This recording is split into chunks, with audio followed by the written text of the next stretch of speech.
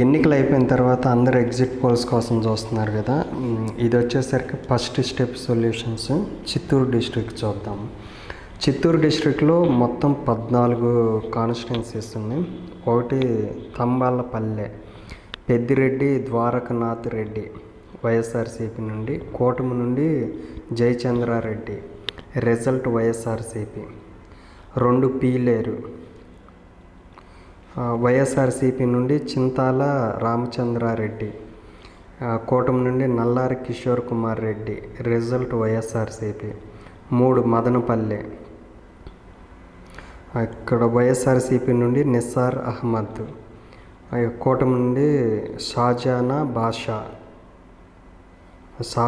బాషా, result వచ్చేసరికి వైఎస్ఆర్సీపీ.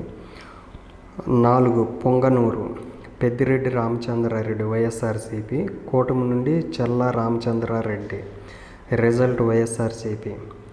5 చంద్రగిరి, చెవిరెడ్డి మోహిత్ రెడ్డి వైఎస్ఆర్సీపీ, కూటమి నుండి పులివర్తి వెంకటమణి ప్రసాద్ నాని, రిజల్ట్ వచ్చేసరికి వైఎస్ఆర్సీపీ.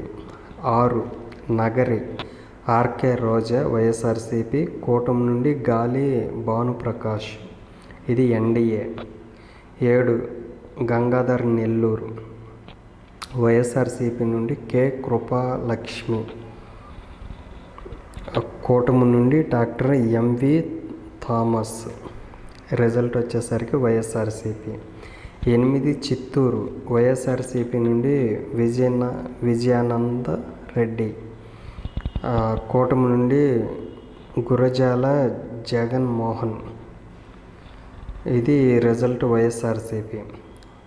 9 పూతలపట్టు, వైఎస్ఆర్సీపీ నుండి ఎం సునీల్ కుమార్, ఎన్డీఏ కూటమి నుండి డాక్టర్ కిలికిరి మురళీ మోహన్, రిజల్ట్ వైఎస్ఆర్సీపీ.